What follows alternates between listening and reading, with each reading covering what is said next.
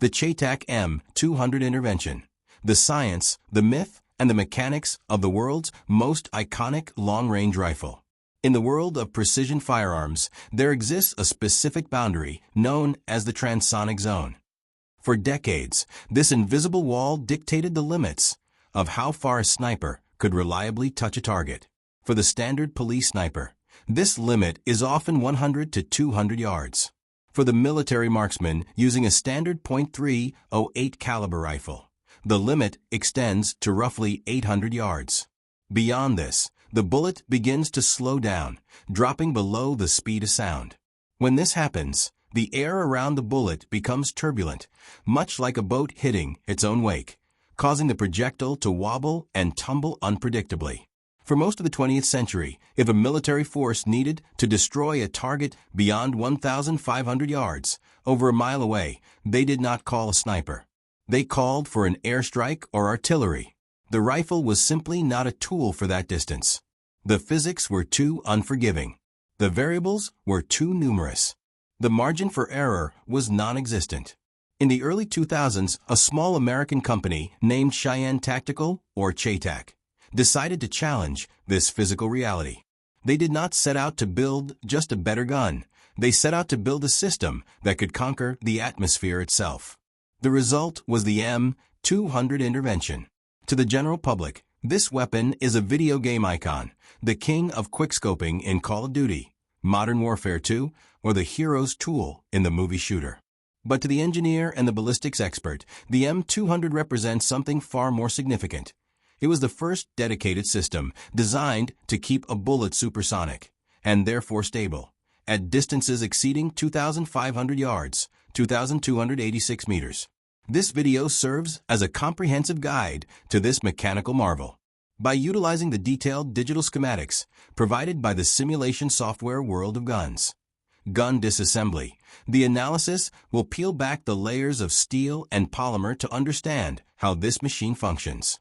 It will explore the magic of the .408 cartridge, the computer that serves as the rifle's brain, and the reasons why, despite its legendary status, it remains a rarity on the real-world battlefield. To understand why the M200 looks and acts the way it does, one must first understand the limitations of its predecessors. Before the M200, the king of long range was the .50 BMG Browning machine gun cartridge, fired from rifles like the Barrett M82. The .50 BMG is a terrifyingly powerful round, capable of smashing through engine blocks and concrete walls. However, it was designed in 1921 for machine guns to shoot at tanks and aircraft, not for surgical precision. A standard .50 BMG bullet is like a heavy sledgehammer. It hits hard, but it is not aerodynamic. As it travels, it loses speed relatively quickly. Once it drops below the speed of sound, around 1,130 feet per second, it destabilizes.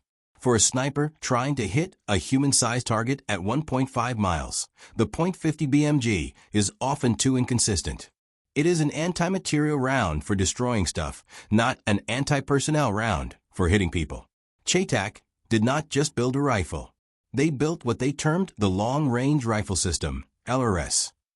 The philosophy was simple. At 2,500 yards, the rifle is only 10% of the equation.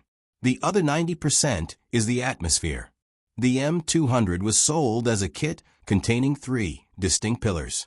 The platform, the M200 intervention rifle itself, the projectile, the proprietary .408 CheyTac ammunition, the brain, an advanced ballistic computer, ABC, coupled with environmental sensors.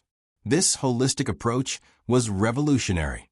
Instead of asking the sniper to do complex calculus in their head while under stress, CheyTac provided a ruggedized personal digital assistant, PDA. In the early days, a Dell Axum running custom software. This software was not a generic calculator. It was preloaded with Doppler radar data specific to the .408 bullet.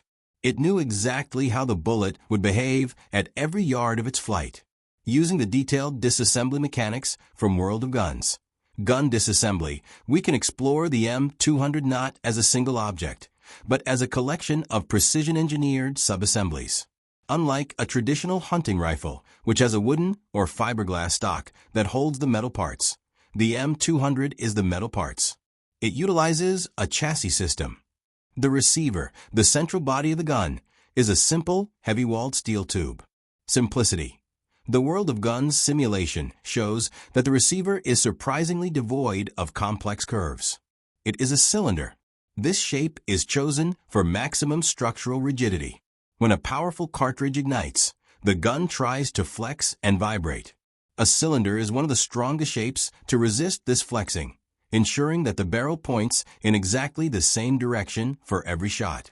The takedown. One of the most distinct features shown in the World of Guns animation is the barrel removal. The M200 is based on the EDM Arms Windrunner, designed to be broken down into a suitcase for covert transport. The barrel is held on by a massive, ratcheting barrel nut. In the simulation, one can see the handle fold out from the nut, allowing the operator to unscrew the entire barrel by hand, in the field, without tools. This allows a sniper to parachute in with the rifle in a backpack, assemble it in under a minute, and take the shot. The heart of the rifle is the bolt. In World of Guns, removing the bolt reveals its massive scale. Locking lugs. The bolt features two gigantic locking lugs at the front. When the bolt is pushed forward and the handle is turned down, these lugs lock directly into the barrel extension. This means the explosion of the gunpowder is contained entirely within the barrel bolt union. The rest of the gun doesn't feel the pressure, it only handles the recoil. The extractor. The simulation highlights a heavy-duty claw on the bolt face. The .408 cartridge case is large and expands violently when fired. This extractor must be incredibly strong to rip the expanded brass case out of the chamber after firing. The barrel is 29 inches long and features fluting, deep grooves cut along its length. The radiator effect. As seen in the models, these grooves increase the surface area of the steel. Just like the fins on a radiator, this helps heat escape. A hot barrel warps and changes the point of impact. Keeping it cool is vital for accuracy. The MacArthur brake. At the end of the barrel sits a large, rectangular box. This is the muzzle brake.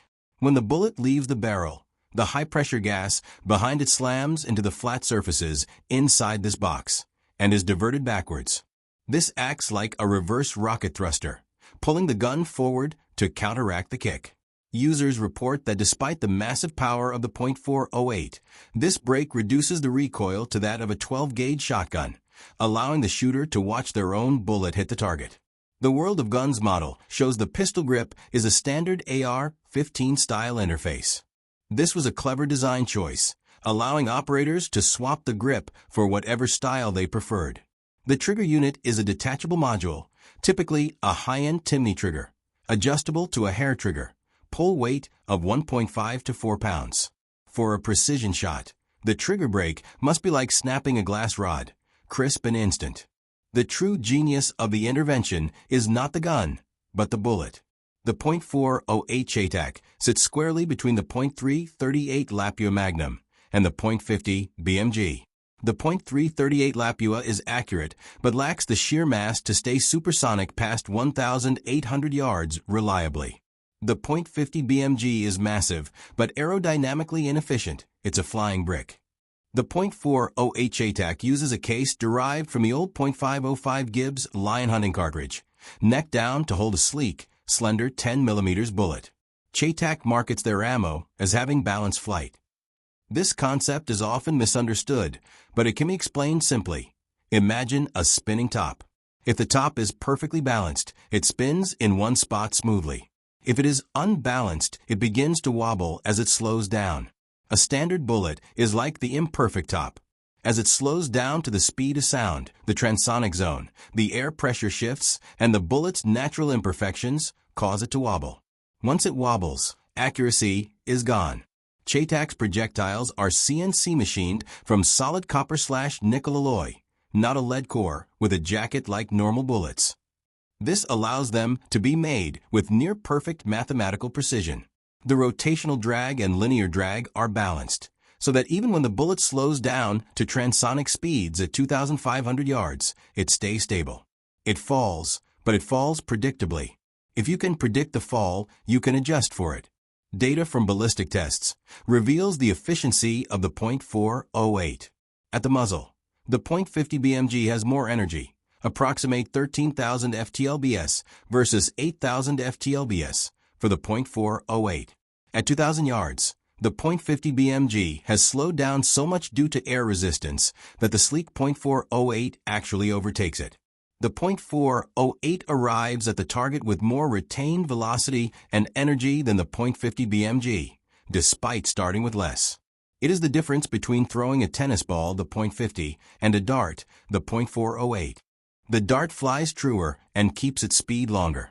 Shooting at 100 yards is pointing. Shooting at 2,500 yards is mathematics.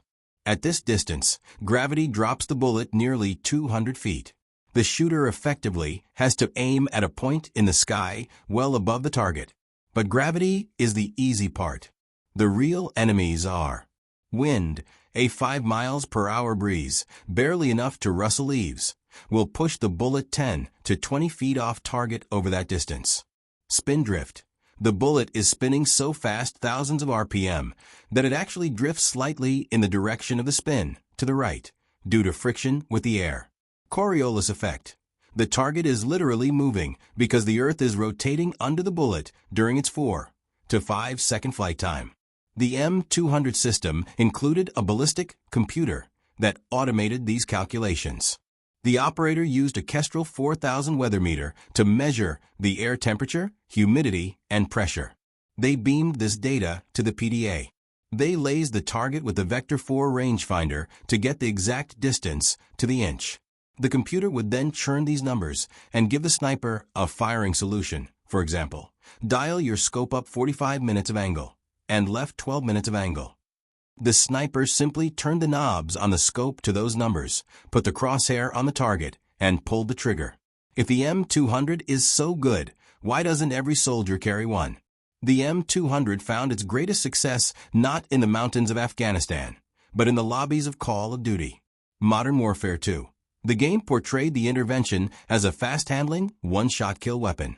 The mechanic of quickscoping, zooming in and firing in a split second, became synonymous with the M200.